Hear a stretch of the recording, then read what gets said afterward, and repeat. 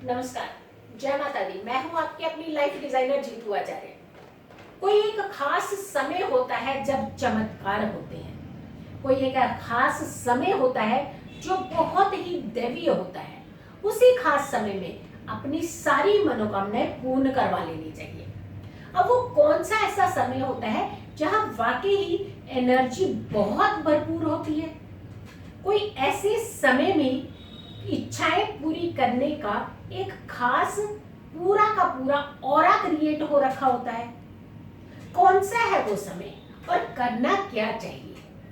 कौन सी है ऐसी इच्छा, कौन सी है ऐसी मनोकामना जो आपको पूर्ण करनी है लेकिन बहुत समय से आपकी वो इच्छा पूरी नहीं हो पाई है। कोई दैवीय समय आपकी जिंदगी में खुशियों की दस्तक ला सकता है। कोई दैवीय समय आपके जीवन के सारे कष्ट दूर कर सकता है।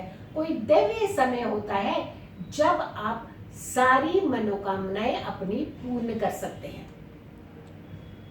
सबसे बड़ी बात है कि चंद्रमा का इस समय बहुत बड़ा रोल बढ़ जाता है जब हम कहते हैं कि कोई खास चीज हमें मनवानी है।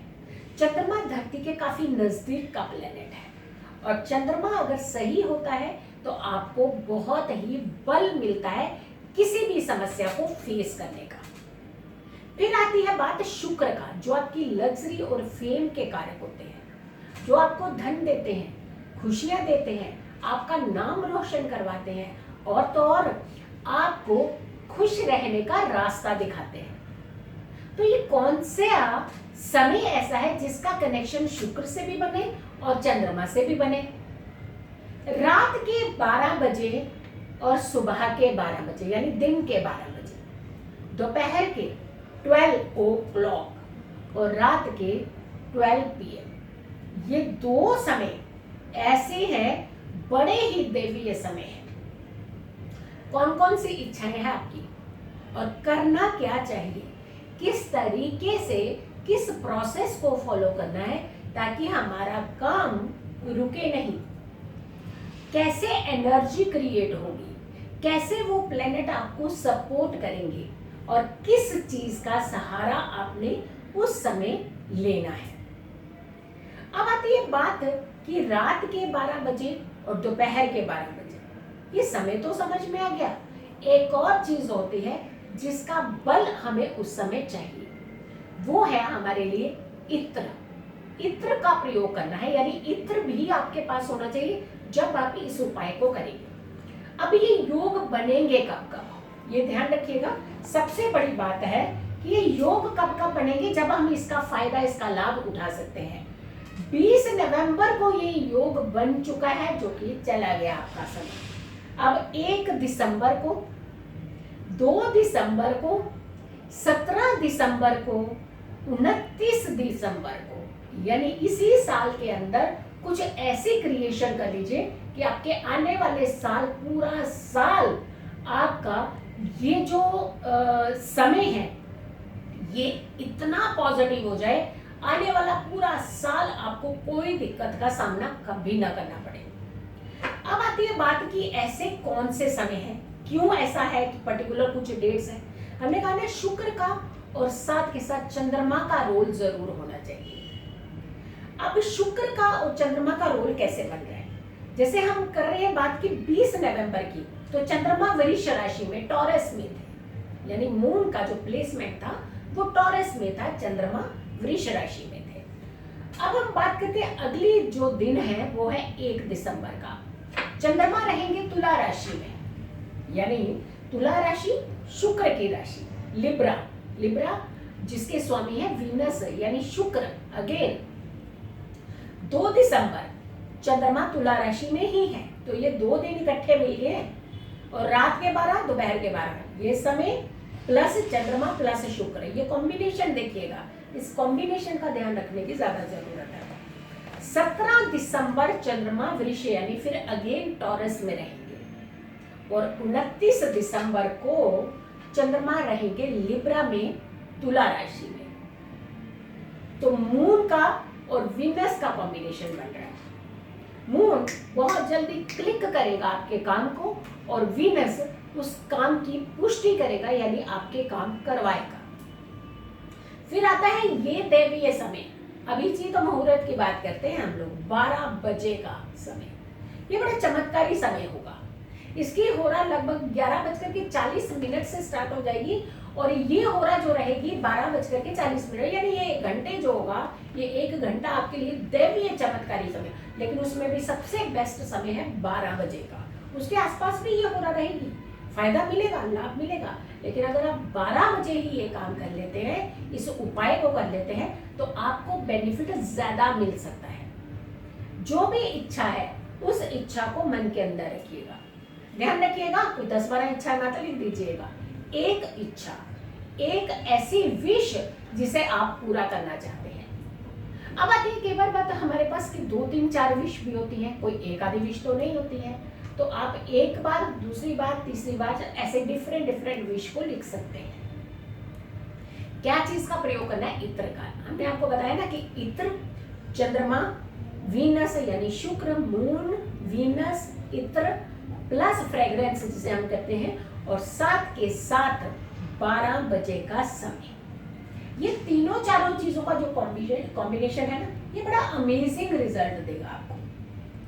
करना क्या है आपने सबसे पहले इत्र से एक प्लेन कागज के ऊपरी हिस्से में सेंटर में ओम बना लेना है, ओम लिखना है। और उसके नीचे आपने अपनी जो खास इच्छा है, जो भी खास मनोकामना है, उसे आपने लिखना है। और एक ध्यान रखिएगा कि डबल लाइन नहीं होनी है, सिर्फ एक लाइन में ही उसे कंप्लीट कीजिएगा। ध्यान रखिएगा, एक लाइन में कंप्लीट करनी है, यानी पहली लाइन ऐसे आपने कम से कम 28 बार उस मनोकामना को लिखना है। पेज उसी हिसाब से लीजिएगा। लिखना है आपने राइट हैंड की सेकेंड फिंगर से, रिंग फिंगर। आपने रिंग फिंगर से ही राइट हैंड की सेकेंड फिंगर से आपने वो विश लिखनी है। सबसे पहले ओम लिखना है, जो पेज के सबसे ऊपरी हिस्से में मध्य में सेंटर में होगा। उसके बाद जैसे हम लिखाई शुरू करते हैं, कॉर्नर से दूसरे कॉर्नर तक जाते हैं, एक एक सिंगल लाइन होनी चाहिए। 28 टाइम आपने वो विश लिखनी है आपने दोपहर के 12 बजे, रात के 12 बजे, यानी 2 पेजेस बनेंगे आपके। पेज एक ही होगा, लेकिन उसके फ्रंट साइड और उसकी पिछली साइड, ये ध्यान रखिएगा। सेम प्रोसेस जो आपने 12 बजे करना है दोपहर के, सेम प्रोसेस को आपने रात के 12 बजे भी करना है। लेकिन पहले आपने फ्रंट पेज, फिर उसका पिछला जो पेज होगा उस पेज के हिस्से में आपने लिखना है। जैसा आपने फ्रंट में लिखा होगा वैसा ही सेम आपने पिछले हिस्से में भी लिखना है, यानी दोनों तरफ से सिमिलर चीजें होनी चाहिए।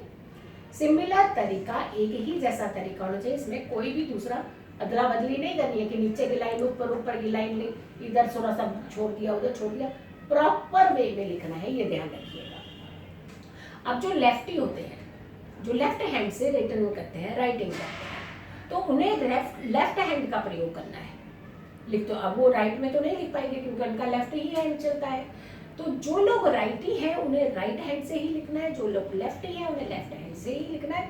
यानी जिस हाथ का प्रयोग अपने दिनचर्या आप अपनी यूटिलाइजेशंस में करते हैं, आप अपने वर्क के लिए करते हैं, उसी हाथ से लिखाई करनी है। पहला पेज आपने दोपहर के 12 बजे लिखना है और दूसरा पेज आपने रात के 12 बजे लिखना है। लाल रंग का आसन लेना है, कोई भी लाल रंग का कपड़ा आप बिछा सकते हैं।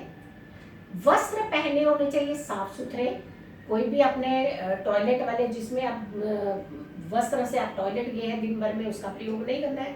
साफ सुथरे वस्त्र पहनने हैं। मन को शांत रखना है, एकदम शांत मन से आपने ये विधि करनी है। और उसके बाद जब आप ये जैसे दोपहर में आपने लिख लिया, दोपहर में आपने 28 टाइम्स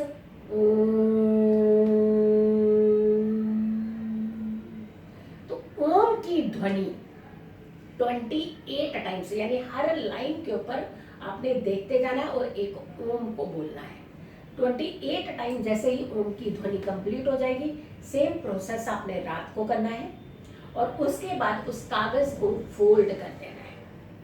फोल्ड करके आपने अपने पूजा स्थान में रख देना है। माँ लक्ष्मी की मूर्ति है तो अपने माँ लक्ष्मी की मूर्ति के नीचे रख देना है। और अगर माँ लक्ष्मी की मूर्ति नहीं है तो भी आप पूजा स्थान में किसी आसन में कपड़े के नीचे रख सकते हैं।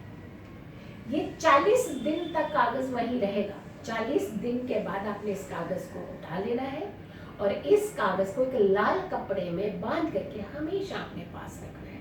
जो ऐसी विश जिसे आप हमेशा के लिए पूरा करना चाहते हैं वो विश आपकी जरूर पूरी होगी। इस वीडियो को आपने बहुत सारे लोगों तक जरूर पहुंचाना है।